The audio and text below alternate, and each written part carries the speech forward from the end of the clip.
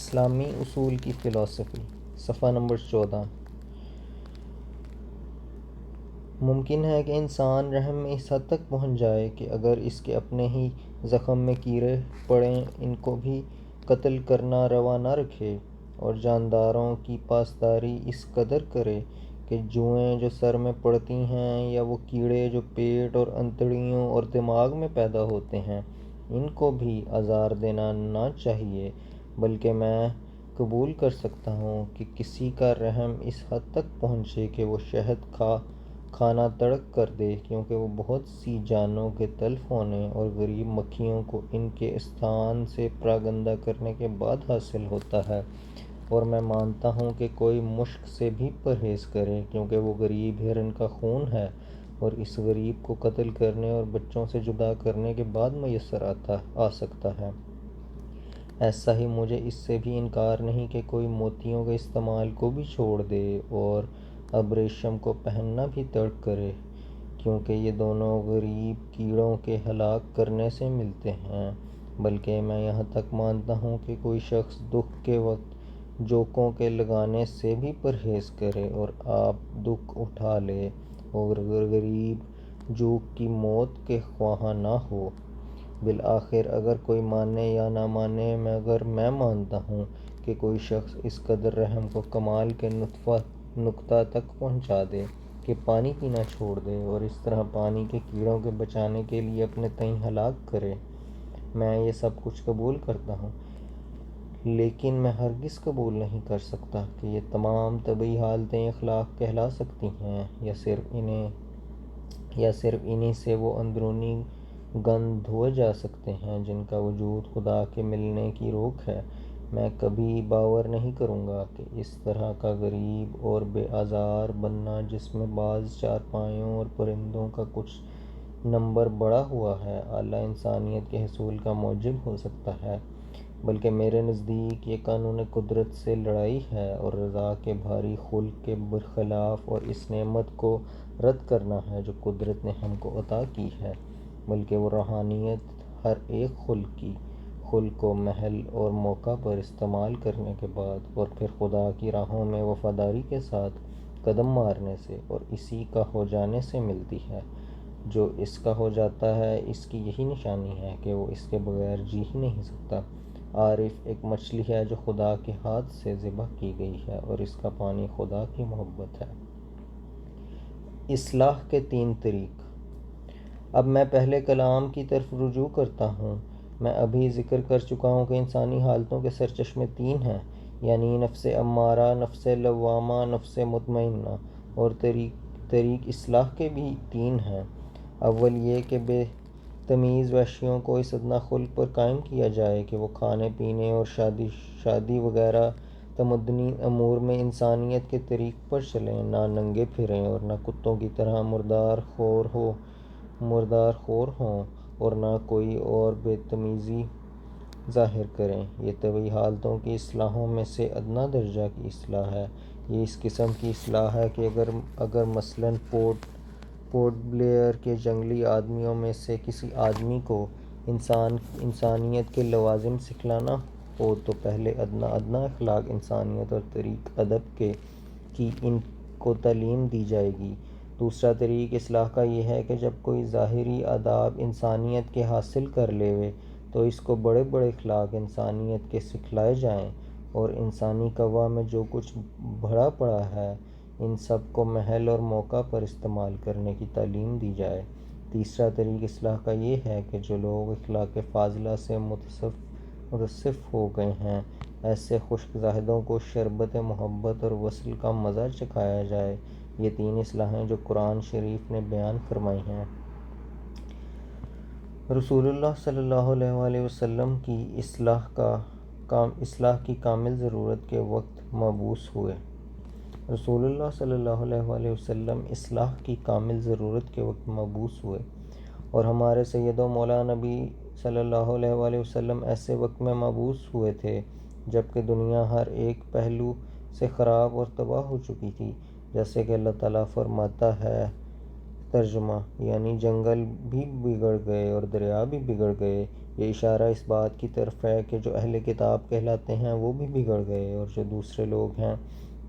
جن کو الہام کا پانی نہیں ملا وہ بھی بگڑ گئے ہیں۔ بس قرآن شریف کا کام دراصل مردوں کو زندہ کرنا تھا، جیسا کہ وہ فرماتا ہے۔ ترجمہ: یعنی یہ بات جان لو کہ اب اللہ تعالیٰ نئے سرے سے زمین کو بعد اس کے مرنے کے زندہ کرنے لگا ہے۔ اس زمانہ میں عرب کا حال نہایت درجہ کی وحشیانہ حالت تک پہنچا ہوا تھا، اور کوئی نظام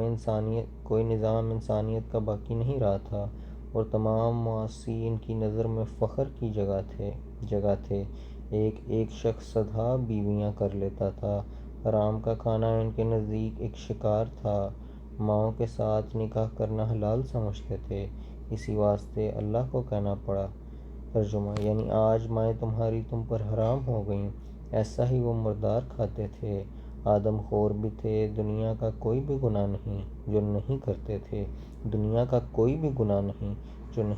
تھے۔ اکثر مواد کے منکر تھے، بہت سے ان میں سے خدا کے وجود کے بھی قائل نہ تھے۔ لڑکیوں کو اپنے ہاتھ سے قتل کرتے تھے، یتیموں کو ہلاک کر کے ان کا مال کھاتے تھے۔ بظاہر تو انسان تھے،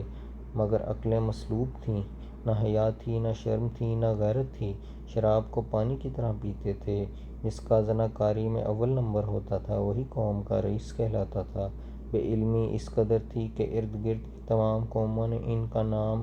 امی رکھ دیا تھا۔ ایسے وقت میں اور ایسی قوموں کی اصلاح کے لیے ہمارے سید و مولا نبی صلی اللہ علیہ وسلم شہر مکہ میں ظہور فرما ہوئے۔ بس وہ 3 قسم کی اصلاحیں جن کا ہم ابھی ذکر کر چکے ہیں، ان کا در حقیقت یہی زمانہ تھا۔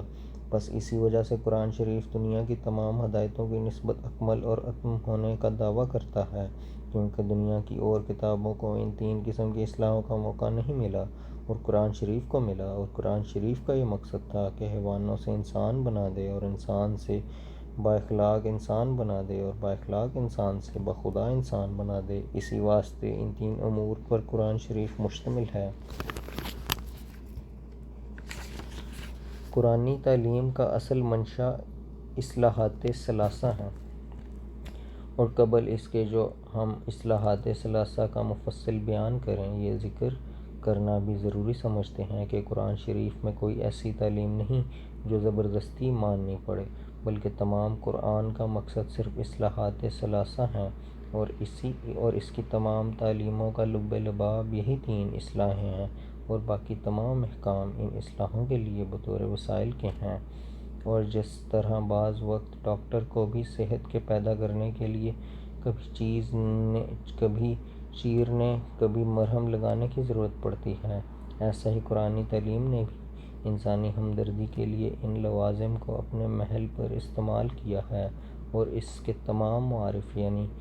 گیان کی باتیں اور وصایا اور وسائل کا اصل مطلب یہ ہے کہ انسانوں کو ان کی طبعی حالتوں سے جو وحشیانہ رنگ اپنے اندر رکھتی ہیں، اخلاقی حالتوں تک پہنچائے، اور پھر اخلاقی حالتوں سے روحانیت کے ناپیدا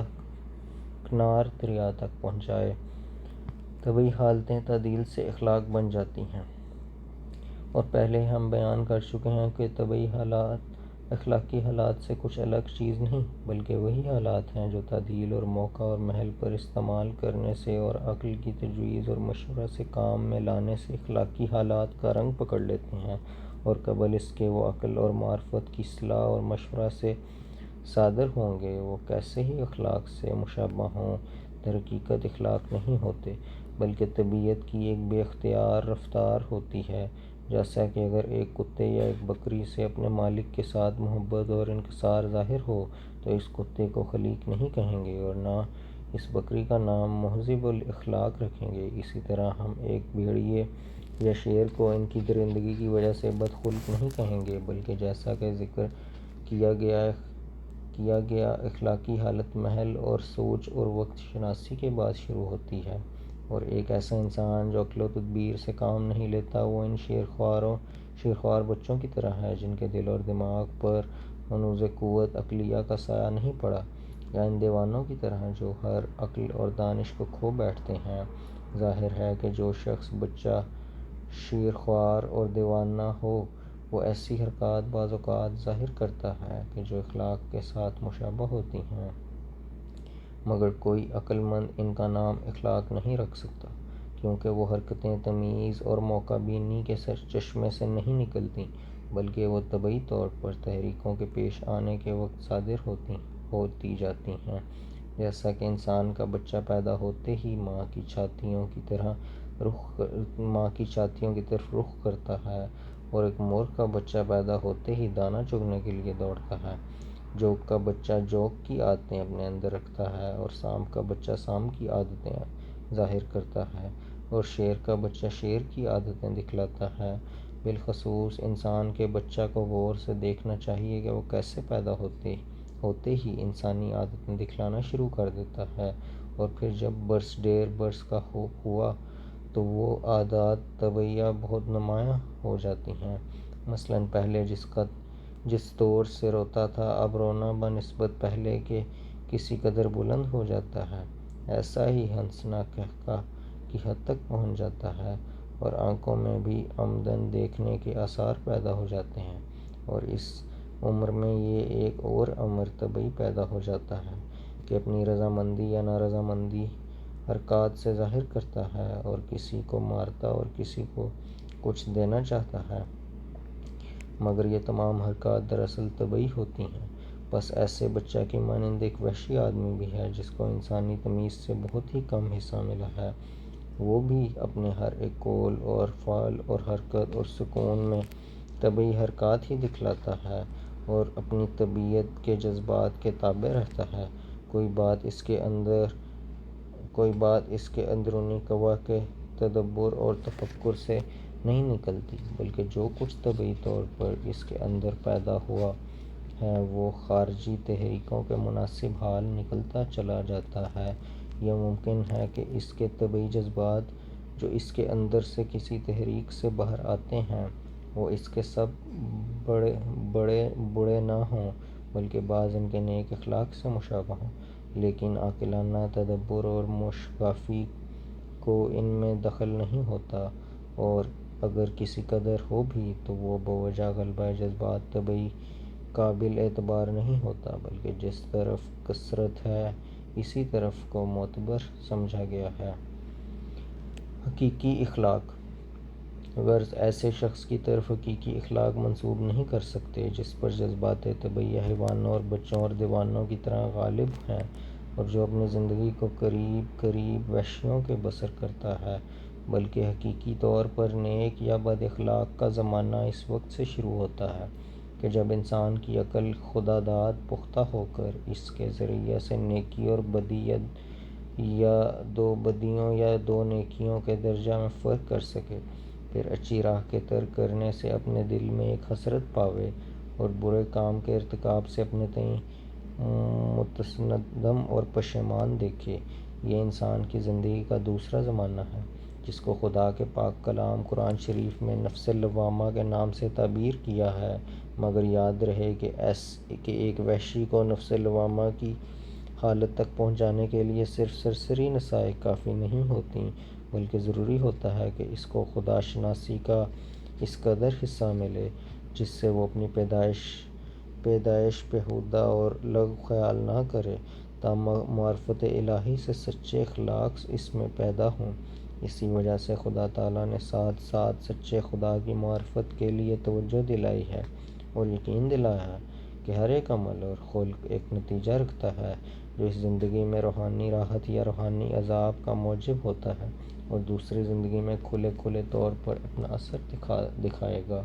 غرض نفس لوامہ کے درجہ پر انسان کو عقل اور معرفت اور پاک کانشنس سے اس قدر حصہ حاصل ہوتا ہے کہ وہ برے کام پر اپنے تئیں ملامت کرتا ہے، اور نیک کام کے خواہشمند اور حریص رہتا ہے۔ یہ وہی درجہ ہے کہ جس میں انسان اخلاق فاضلہ حاصل کرتا ہے۔ خلق اور خلق۔ اس جگہ بہتر ہوگا کہ میں خلق کے لفظ کی بھی کسی قدر تعریف کروں۔ سو جاننا چاہیے کہ خلق خواہ کی فتح سے ظاہری پیدائش کا نام ہے، اور خلق خواہ کے ضمہ سے باطنی پیدائش کا نام ہے، اور چونکہ باطنی پیدائش اخلاق سے ہی کمال کو پہنچتی ہے، نہ صرف طبعی جذبات سے، اس لیے اخلاق پر ہی یہ لفظ بولا گیا ہے، طبعی جذبات پر نہیں بولا گیا۔ اور پھر یہ بات بھی بیان کر دینے کے لائق ہے کہ جیسا کہ عوام الناس خیال کرتے ہیں کہ خلق صرف حلیمی اور نرمی اور انکسار ہی کا نام ہے، یہ ان کی غلطی ہے، بلکہ جو کچھ مقابلہ ظاہری اعضاء کے باطن میں انسانی کمالات کی کیفیتیں رکھی گئی ہیں، ان سب کیفیتوں کا نام خلق ہے۔ مثلاً انسان آنکھ سے روتا ہے اور اس کے مقابل پر دل میں ایک قوت رقت ہے۔ وہ جب بذریعہ عقل خداداد کے اپنے محل پر مشتمل ہو تو وہ ایک خلق ہے۔ ایسا ہی انسان ہاتھوں سے دشمن کا مقابلہ کرتا ہے اور اس حرکت کے مقابل پر دل میں ایک قوت ہے جس کو شجاعت کہتے ہیں۔ جب انسان محل پر اور موقع کے لحاظ سے اس قوت کو استعمال میں لاتا ہے تو اس کا نام بھی خلق ہے۔ اور ایسا ہی انسان کبھی ہاتھوں کے ذریعے سے مظلوموں کو ظالموں سے بچانا چاہتا ہے، یا ناداروں اور بھوکوں کو کچھ دینا چاہتا ہے، یا کسی اور طرح سے بنی نوع کی خدمت کرنا چاہتا ہے۔ اس حرکت کے مقابل پر دل میں ایک قوت ہے جس کو رحم بولتے ہیں۔ اور کبھی انسان اپنے ہاتھوں کے ذریعے سے ظالم کو سزا دیتا ہے، اور اس حرکت کے مقابل پر دل میں ایک قوت ہے جس کو انتقام کہتے ہیں۔ اور کبھی انسان حملہ کے مقابل پر حملہ کرنا نہیں چاہتا اور ظالم کے ظلم سے درگزر کرتا ہے، اور اس حرکت کے مقابل پر دل میں ایک قوت ہے جس کو عفو اور صبر کہتے ہیں۔ اور کبھی انسان بنی نوع کو فائدے پہنچانے کے لیے اپنے ہاتھوں سے کام لیتا ہے، یا پیروں سے، یا دل اور دماغ سے، اور ان کی بہبودی کے لیے اپنا سرمایہ خرچ کرتا ہے، تو اس حرکت کے مقابل پر دل میں ایک قوت ہے جس کو سخاوت کہتے ہیں۔ بس جب انسان ان تمام قوتوں کو موقع اور محل کے لحاظ سے استعمال کرتا ہے تو اس وقت ان کا نام خلق رکھا جاتا ہے۔ اللہ جل شانہ ہمارے نبی صلی اللہ علیہ وسلم کو مخاطب کر کے فرماتا ہے، یعنی تو ایک بزرگ خلق پر قائم ہے۔ سو اسی تشریح کے مطابق اس کے معنی یہ ہیں، یعنی کہ تمام قسم اخلاق کی سخاوت، شجاعت، عدل، رحم، احسان، صدق، حوصلہ وغیرہ تجھ میں جمع ہیں۔ غرض جس قدر انسان کے دل میں قوتیں پائی جاتی ہیں، جیسے کہ ادب، حیا، دیانت، مروت، غیرت، استقامت، عفت، زہادت، اعتدال، مواساۃ یعنی ہمدردی، ایسا ہی شجاعت، سخاوت، عفو، صبر، احسان، صدق، وفا وغیرہ، جب یہ تمام طبعی حالتیں عقل اور تدبر کے مشورے سے اپنے اپنے محل اور موقع پر ظاہر کی جائیں گی تو سب کا نام اخلاق ہوگا۔ اور یہ تمام اخلاق در حقیقت انسان کے طبعی حالتیں اور طبعی جذبات ہیں، اور صرف اس وقت اخلاق کے نام سے موسوم ہوتے ہیں کہ جب محل اور موقع کے لحاظ سے بلا ارادہ ان کو استعمال کیا جائے۔ چونکہ انسان کے طبعی خواص میں سے